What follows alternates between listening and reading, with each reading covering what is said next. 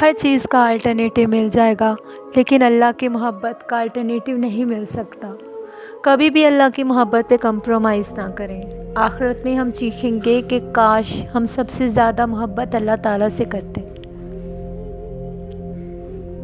زیادتی اتنی ہی کرو جتنی خود پر آئے تو برداشت کر سکو، اور صبر اتنا ہی سمیٹو جتنا اللہ تعالیٰ کا عذاب برداشت کرنے کی طاقت رکھتے ہو، کیونکہ صبر کرنے والے کا معاملہ اللہ کا معاملہ بن جاتا ہے۔